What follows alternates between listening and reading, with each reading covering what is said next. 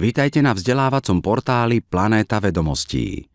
Prostredníctvom tohto inštruktážneho videa sa oboznámite s učiteľským nástrojom na tvorbu prezentácií pre interaktívne tabule a dátové projektory, ktoré si pedagóg vytvorí jednoducho niekoľkými kliknutiami myšou.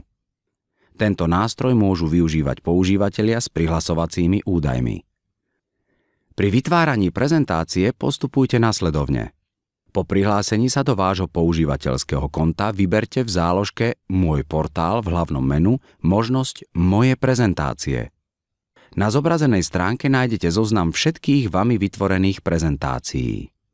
Kliknite na tlačidlo Vytvoriť novú prezentáciu. Zadajte názov prezentácie a v prípade potreby aj jej stručný popis.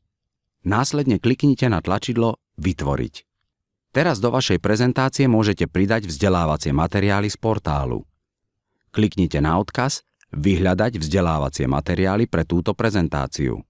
Ľavá časť zobrazenej stránky slúži na vyhľadávanie vzdelávacích materiálov na portáli. V pravej časti sa zobrazuje zoznam materiálov pridaných do prezentácie. Jedným zo spôsobov vyhľadávania vzdelávacích materiálov vhodných pre vašu prezentáciu je vyhľadávanie prostredníctvom kľúčových slov. Zadajte slovo alebo slová do okna v ľavej časti stránky a následne kliknite na ikonu lupy. Tým sa zobrazia všetky typy vzdelávacích materiálov, pri ktorých boli zadefinované vami zadané kľúčové slová. Vyhľadané vzdelávacie materiály pridáte do vašej prezentácie jednoduchým presunutím myšou do pravej časti okna. Rovnakú funkciu má aj odkaz Pridať v pravom rohu daného materiálu. Pridané materiály sa do prezentácie ukladajú automaticky. Vzdelávacie materiály z portálu môžete do vašich prezentácií pridávať aj dodatočne prostredníctvom odkazu Pridať materiály v pravom menu. Okrem vzdelávacích materiálov z portálu môžete do prezentácií pridávať aj vlastné súbory, ako sú obrázky, videá, PowerPointové prezentácie, textové dokumenty a iné súbory, ako aj odkazy na webové stránky. Ak chcete pridať vlastný súbor, kliknite na odkaz Pridať súbor. Zadajte názov súboru, vyhľadajte ho vo svojom počítači a kliknite na tlačidlo Otvoriť. Následne potvrďte pridanie súboru do prezentácie kliknutím na tlačidlo Uložiť. Pre pridanie odkazu na webovú stránku kliknite na Pridať odkaz. Zadajte názov a odkaz webovej stránky, ktorú chcete v rámci prezentácie zobraziť. Kliknite na tlačidlo Uložiť.